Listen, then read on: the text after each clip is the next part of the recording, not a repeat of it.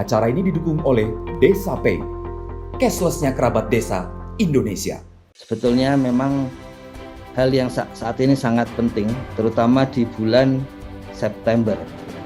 Kenapa sangat penting di bulan September? Karena memang ini nanti yang akan menjadi bagian supaya desa itu memperlihatkan siapa saja yang akan mendapatkan bantuan langsung dana desa, dan jika tetap tidak ada, maka kemudian akan ditingkatkan untuk penerimanya itu, penyalurannya sampai ke level pusat. Jadi sudah ada di surat edaran bersama antara Menteri Keuangan dan Kementerian Keuangan dan Kementerian Desa seperti itu. Nah, kemudian berkaitan dengan Monef dana desa itu yang terutama tentang BLT dana desa itu mulai kemarin Gus Halim sudah menggunakan basis Monef dana, melihat rincian karena ini yang dibutuhkan oleh berbagai kementerian dan Bapak Presiden. Juga ternyata ini juga yang dibutuhkan oleh publik. Bagaimana tahu dibutuhkan publik?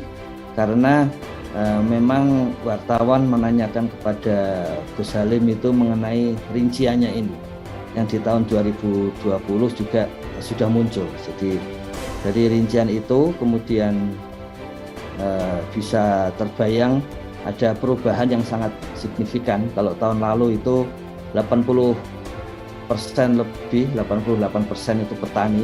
Sekarang proporsi antara petani dan UMKM itu sama. Jadi, tapi ini sepenuhnya menggunakan Monef dana desa. Jadi mulai digunakan dengan lebih detail. Kalau sebelumnya yang digunakan adalah terutama tentang terutama tentang PKTD, padat karya tunai desa. Tapi sekarang ditambah dengan data-data mengenai BLT dana desa. Dan yang menarik juga bahwa perempuan penerima KPM atau PK, perempuan kepala keluarga penerima KPM, karena kalau perempuan pasti kepala keluarga karena penerimanya kepala keluarga, itu melonjak ke 38% sampai 31%. Jadi detail-detail seperti ini hanya bisa muncul ketika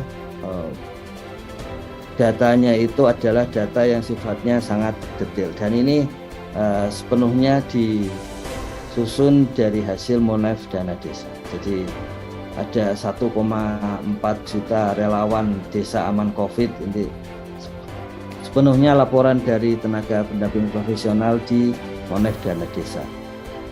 Kemudian padat karya tunai desa ada 2,2 juta warga desa yang menjadi pekerja di padat karya tunai desa. Itu juga sepenuhnya diambil Monef desa. Itulah bahan-bahan yang disampaikan secara rutin oleh Gus Halim pada pihak-pihak lain berkaitan dengan pemanfaatan dari dana desa. Nah, di samping itu nanti sore secara resmi nanti Gus Halim juga akan menyampaikan bahwa user atau pengguna dari Monef dana desa adalah Direktorat Jenderal Pembangunan Desa dan Pedesaan. Kemudian posisi dari Pusdatin itu adalah mengelola dari sisi teknis dan keamanan.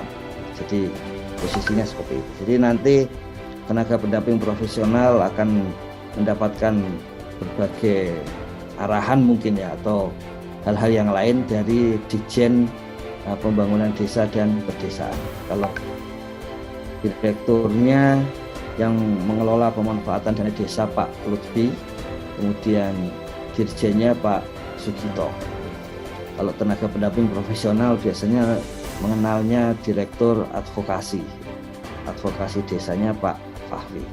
Kemudian untuk daily report nanti sore juga Gus Halim akan menyatakan supaya user pengguna yang mengelola sehari-hari itu dari Badan SDM Kemendesa, meskipun untuk teknis dan untuk keamanan tetap pada Pusdatin Kemendesa. Seperti itu Gus Koco, kerabat desa. Memang kami sengaja menghadirkan Gus Ibnu ini. Ini kalau kita ketemu langsung ini orangnya tinggi, besar, hitam. Jadi apalagi kalau sudah pakai jaket itu sudah seperti Mike Tyson ini kalau ke ruangan saya itu. Jadi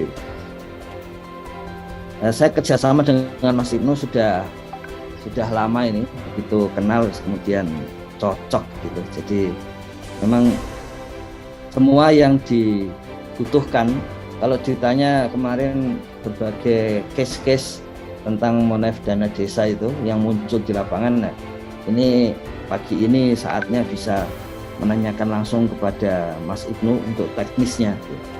Sementara untuk hal-hal yang bukan teknis bisa dihandle oleh tim dari saya sendiri. Ini tim Mas di Pusdatin itu oleh Gus Halim ada penambahan. Ya. Kalau tahun lalu itu hanya disatukan, semua orang teknik itu disatukan jadi satu bagian gitu. Kalau sekarang dilebarkan menjadi 2 bagian karena dianggap penting, jadi dilebarkan jadi 2 bagian. Satu yang urusan aplikasi, satu yang urusan infrastruktur. Begitu Gus Koco kira-kira.